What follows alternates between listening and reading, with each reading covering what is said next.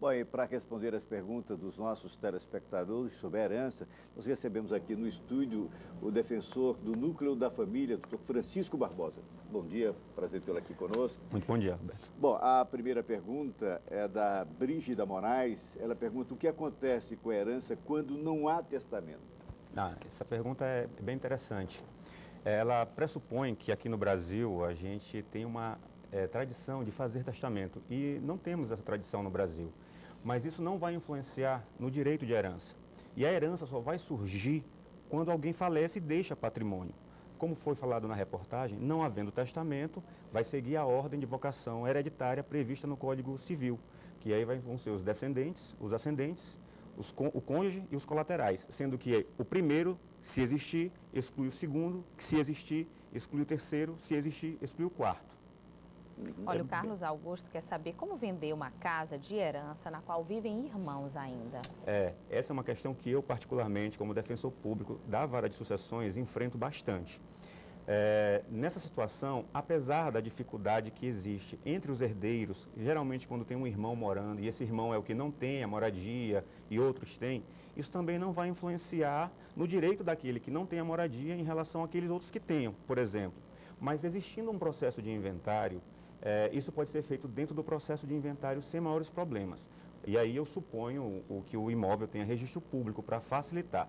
E sempre, se os irmãos puderem chegar a um acordo sobre o que fazer e havendo o processo, a solução é simples, é rápida e ela é bem efetiva.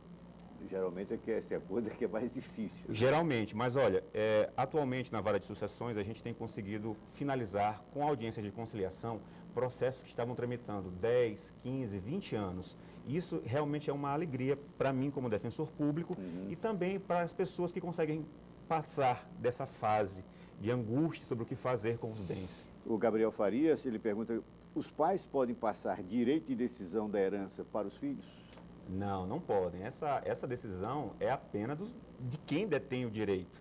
Não pode passar. Mas hoje em dia, no Brasil, os pensadores do direito de família e sucessão, eles trabalham hoje com as possibilidades de partilhar em vida, justamente para evitar um processo de inventário, que é muito comum na tradição jurídica que sejam processos muito longos. Na vara em que eu oficio, que é a Vara de Sucessões em São Luís, tinha um processo de 1967. Quer dizer, que bem que eu tenho ainda aí, né? É um absurdo. Então, assim, há essa possibilidade de fazer essa partilha em vida com todos os herdeiros e também há outras possibilidades. Não estou falando apenas para quem pode ser ali, o destinatário da Defensoria Pública, mas para toda a população maranhense. Empresas, como faz sucessão? Então, já hoje, advogados especializados em planejamento sucessório, porque dividir cota de sociedade é bem complicado. Para quem não tem condições, por exemplo, pode procurar a Defensoria Pública? Sem dúvida. A Defensoria Pública, ela é um órgão essencial à função e da justiça no Brasil e ela é voltada para quem não pode pagar um advogado.